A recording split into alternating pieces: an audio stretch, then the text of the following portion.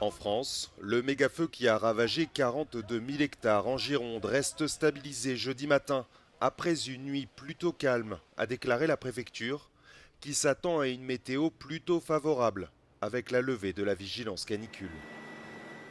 Des conditions d'intervention moins extrêmes pour les sapeurs-pompiers dans le sud-ouest, en alerte à l'échelle nationale avec de nombreux foyers actifs dans la forêt de Fontainebleau, près de Dijon, dans les Hautes-Alpes ou encore dans le Var. En Espagne, des milliers d'habitants contraints d'évacuer dans la province d'Ávila au nord-ouest de Madrid ont été autorisés à rentrer chez eux, a annoncé mercredi le ministère de l'Intérieur. L'amélioration des conditions météorologiques a permis aux pompiers de réduire l'intensité des incendies. Ahora mismo se está en una tarea de contención del incendio y también de refresco, entre otras cosas para evitar el que pueda haber cualquier reinicio de incendios en zonas que pensábamos ya estaba pues consolidado o estable la situación. Plusieurs habitants évacués ont pu regagner leur domicile dans la région de Valence, malgré des incendies encore attisés par les températures élevées et les vents violents. Depuis plus de 24 heures, la Grèce se bat contre plusieurs incendies d'une violence inouïe. Le front le plus important se trouve au sud de l'île de Crète, où 2 pompiers ont perdu la vie ce mercredi. Attisés par des vents violents allant jusqu'à 125 km/h qui compliquent le déploiement des moyens aériens, le feu a déjà ravagé des terres agricoles et détruit de nombreuses habitations. Face à une situation de plus en plus critique, les autorités ont procédé à l'évacuation de quelques 8000 personnes de la station balnéaire d'Agia Galini mercredi soir. La vice-gouverneure du district régional a évoqué une journée et une nuit cauchemardesques, assurant qu'il était toujours impossible d'établir un bilan des dégâts. L'ampleur de l'incendie et la vitesse à laquelle il se propage sont telles que la fumée qui s'y dégage sont visibles depuis l'espace. Plus au nord, sur l'île de Lesbos, les pompiers mènent également un long combat contre les flammes. Si le feu n'est pas encore officiellement fixé, la situation s'est améliorée ce jeudi. Au total, quelques 100 hectares sont partis en fumée. Sur le continent, un 3e pompier est décédé alors qu'il luttait contre un incendie en cours dans la péninsule du Péloponnèse. Selon le bulletin de risque publié par l'agence de protection civile de l'Attique, la Crète, les Cyclades et les îles au nord de la mer Égée figurent parmi les zones à haut risque pour la journée de ce jeudi. Les autorités britanniques assurent que la moitié de l'Angleterre est en situation de sécheresse après des précipitations anormalement faibles et des températures exceptionnellement élevées. Les 7 régions déclarées en situation de sécheresse représentent 51,4% du territoire anglais. Cette déclaration intervient au terme de ce qui s'annonce comme le mois de juillet le plus sec jamais enregistré, avec seulement environ 7% des précipitations attendues à l'échelle du pays et à peine 1% dans certaines régions du sud de l'Angleterre selon l'Agence pour l'environnement du gouvernement britannique. Les autorités qualifient cette situation de sécheresse éclair. C'est la 2e année consécutive que certaines régions du pays font face à ce phénomène. Les cours d'eau sont à sec, les agriculteurs doivent récolter leurs cultures plus tôt, le risque d'incendie de forêt augmente et des millions de personnes sont soumises à des restrictions d'utilisation de l'eau, a déclaré l'agence. Par ailleurs, le Met Office, l'agence météorologique britannique, a annoncé avoir relevé le 26 juin une température maximale journalière de 38 degrés, un record pour l'Angleterre et le Royaume-Uni, bien supérieur aux 37,7 degrés initialement annoncés. Le Royaume-Uni connaît actuellement sa 4e vague de chaleur généralisée de l'année 2026, une situation qui s'inscrit dans une tendance plus large. Selon le service climatique Copernicus de l'UE, l'Europe est le continent qui se réchauffe le plus rapidement, à un rythme plus de 2 fois supérieur à la moyenne mondiale. Après une accalmie de quelques jours, une nouvelle étape a été franchie dans le conflit au Moyen-Orient. Et l'ampleur des dégâts témoigne de l'intensité des bombardements en Irak, notamment dans cette province près de Bagdad. Des frappes menées conjointement par les États-Unis et l'Arabie Saoudite ont fait au moins 20 morts et une trentaine de blessés. La cible de ces attaques, selon Washington et Riyad, des milices pro-iraniennes basées en Irak et qui auraient frappé des cibles américaines et des installations saoudiennes. Des bombardements condamnés par Bagdad, mais aussi par Téhéran, qui dénonce une volonté des États-Unis d'étendre le conflit dans la région. De leur côté, les rebelles houthis qui ont déclaré avoir frappé des cibles saoudiennes ont annoncé vouloir imposer des droits de passage aux navires transitant par la mer Rouge.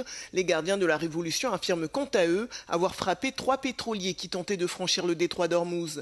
C'est dans ce contexte de regain de tension que Donald Trump a rencontré Benyamin Netanyahou à Washington mardi, lors d'une réunion à huis clos.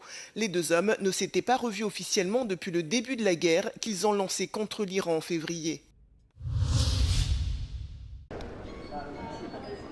La Russie a lancé un mandat d'arrêt international à l'encontre de Pavel Durov, le cofondateur de la messagerie Telegram. Les services russes de sécurité accusent Pavel Durov de complicité de terrorisme. Selon le FSB, Telegram n'a pas supprimé de sa messagerie un compte que les services spéciaux ukrainiens auraient utilisé pour entraîner des jeunes Russes dans des activités de sabotage. Pavel Durov est né en 1984, à une époque où Saint-Pétersbourg s'appelait encore Leningrad, et il qualifie cette affaire de politiquement motivée. Le cofondateur de Telegram est aujourd'hui détenteur de passeports français et émiratis. La justice française l'a mis en examen en 2024 pour une série d'infractions relevant de la criminalité organisée. Il lui est reproché de ne pas avoir agi contre des utilisations délictuelles de sa messagerie. Pavel Durov a été brièvement placé en garde à vue avant d'être remis en liberté. Son contrôle judiciaire a par la suite été assoupli et Pavel Durov s'est installé à Dubaï.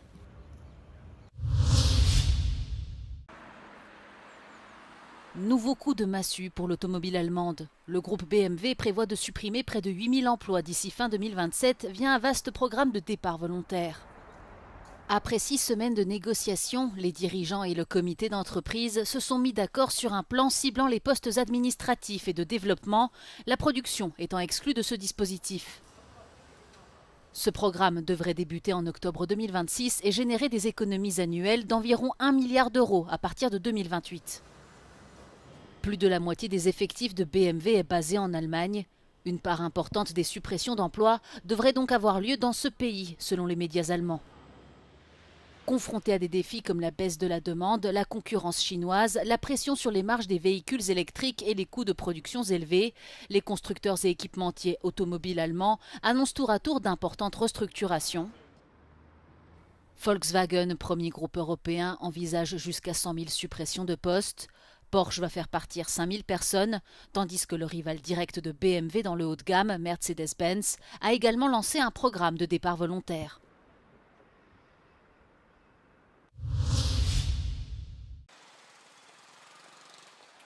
La souveraineté énergétique de l'Union européenne passe par les énergies renouvelables. C'est ce que plaide le rapport de l'Institute for Energy Economics and Financial Analysis.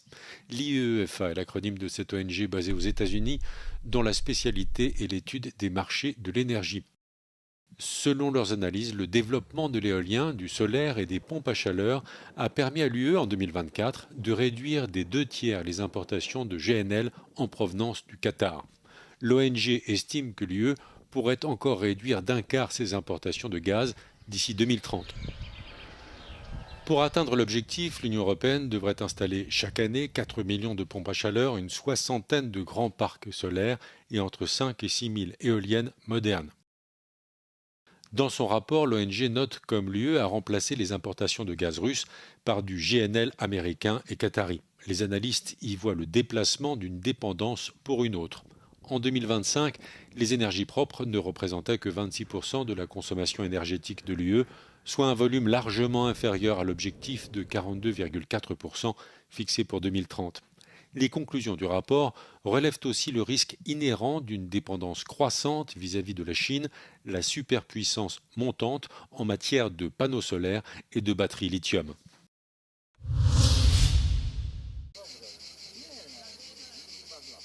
Antonio Guterres propose une nouvelle réunion élargie pour tenter de sortir l'île de Chypre de la division. Chypre est divisée depuis 1974. D'un côté, la République turque de Chypre et de l'autre, la République de Chypre, qui est membre de l'Union européenne. Antonio Guterres a tenu sur place une réunion trilatérale avec le dirigeant chypriote turc Tufan Erurman et le président de la République de Chypre, Nikos Christodoulides. L'un et l'autre ont salué les efforts d'Antonio Guterres.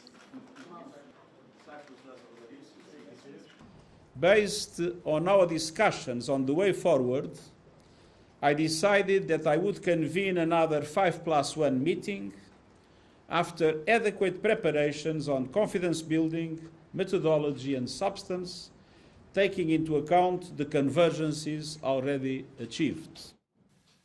Aucune date n'a encore été fixée pour cette réunion qui rassemblerait les deux parties chypriotes, la Grèce, la Turquie et le Royaume-Uni.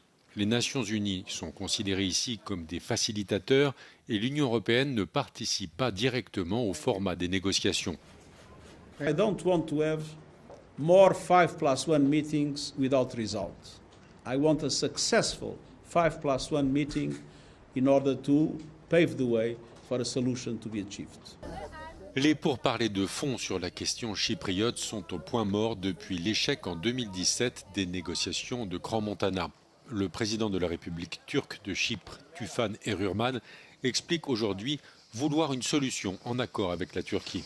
De son côté, Nikos Christodoulides confirme avoir accepté la convocation d'une conférence élargie. Έχουμε αυτό το ξεκαθάρισμα σε σχέση με το διαπραγματευτικό κεκτημένο των συνομιλιών. Δεν ξεκινούμε από το μηδέν. Αξιοποιείται το διαπραγματευτικό κεκτημένο και είναι πολύ σημαντικό και αυτή πλέον, αν θέλετε, θετική ανταπόκριση που υπάρχει, κάτι που δεν υφίστατο προηγουμένως, σε σχέση με τον ρόλο που δύναται να διαδραματίσει η Ευρωπαϊκή Ένωση. Nikos Christodoulides aura vendredi un entretien à Nicosie avec Raffaele Fitto, l'envoyé spécial de l'Union européenne pour Chypre. Tufan Erurman estime, lui, positive la visite à Chypre d'Antonio Guterres et se félicite que l'accent soit mis sur les mesures de confiance. La Turquie, de son côté, est plus réservée. Le ministère turc des Affaires étrangères relève qu'à ce stade, aucun terrain d'entente n'existe entre les deux parties de l'île.